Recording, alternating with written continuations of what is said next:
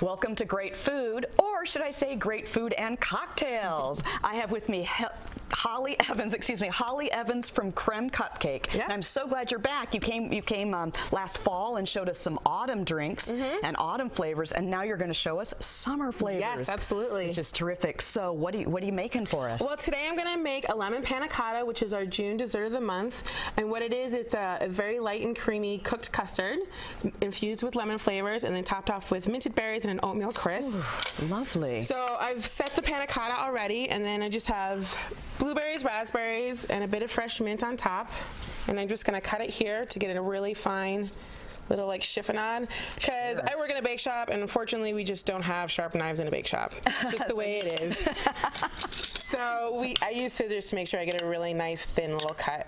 That's right. And a lot of us at home don't have sharp knives. Yeah, so scissors is a little... Scissors works. That's scissors right. absolutely works. Well, while you're doing that, I just wanted to show a picture or two of what you do, what else you do at Creme Cupcake, because you do beautiful, lovely cakes that are wonderful for celebrations, you know, birthday parties, weddings, etc. I mean, you do just a brisk business with your celebratory cakes. Oh yeah, we're busy.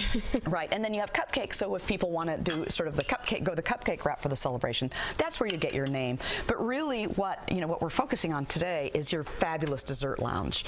We get very busy, especially on Fridays and Saturdays. We have like about 10 or 11 desserts featured. I mean, there's anything from chocolate desserts to light and creamy desserts, and then we have a seasonal dessert every month that changes. And so this month it's lemon panna cotta, light, creamy, refreshing, and you get those like nice summer fruit flavors happening. Is this ready for me to take That's a bite ready out for of? you to go to town on. Big go to bite. town. So, ooh, don't know what berry to start with first. While you're eating that, I'm going to make your first cocktail. I love panna cotta. It's so good. So refreshing.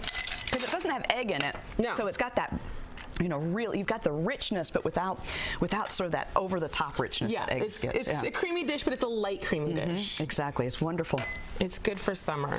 So I just love your place when, it's the type of place you want to go to when you've been out maybe to the symphony, or you've been to a performance, you've been to a movie. You're not really ready to go home yet. Yeah. But maybe you're just not in the mood for a bar, you know? Definitely. That's exactly the feeling. Yeah. People don't want to be at a bar. They want somewhere nice. Maybe it's something sweet to eat after they had a dinner. They come here afterwards. Yeah, right. And you'll always get a great dessert. And then you pair it with lovely cocktails and wines, and you've really thoughtfully paired. We try to, and it's nice. We're open very late. We're open till midnight on the weekends, which is pretty late for most places. Well, it's hard to get anything to eat after 10 o'clock. That's true, but we are I was serving desserts at 11:55 on Saturday. So. That is great. Well, when I stopped in, I think we were out at a sushi place one night, and we had such a great dinner. But let's face it, most of the sushi places aren't known for great desserts. They're definitely not a dessert place. And we're all sitting around going, well, what are we going to do now? We want to hang out, and we're not, we want dessert. So we went to your place, and we had the best time. Well, great. We try to really have that atmosphere. People just coming after whatever thing they were at before, and just having a drink, having a dessert, chatting, getting a little loud. Yeah, getting a little loud. And sometimes people are a little. I know you would never have to dress up because of course this not. is a come or you are, come as you are kind of city.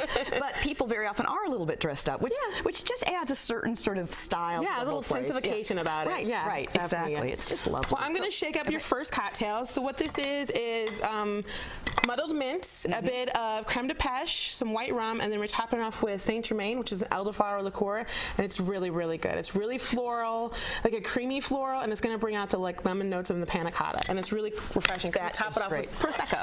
I love elderflower liqueur. I just think it's the coolest thing, and somebody once referred to it, another mixologist, bartender, said he considered it the bartender's sriracha sauce. In other words, it's something that, something like that. They just know it's going to make things taste It just really makes good. everything taste good, yes, definitely. And it's only been around for maybe 7 years. I think it came out in 2007, 2008.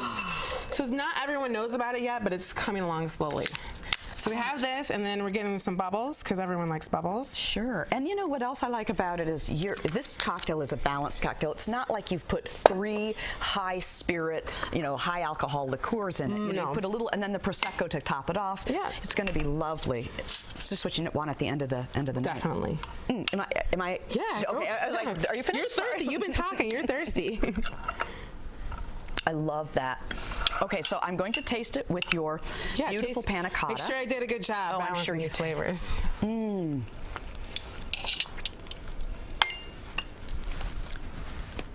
I love that because it's more to me than flavor. It's texture. You've got that creaminess with that brightness, and I just love the way that works together. It's good. It's so good. And then there's mint echoing through both. Mint, yes, they complement each other. They're bringing out the flavors of each other.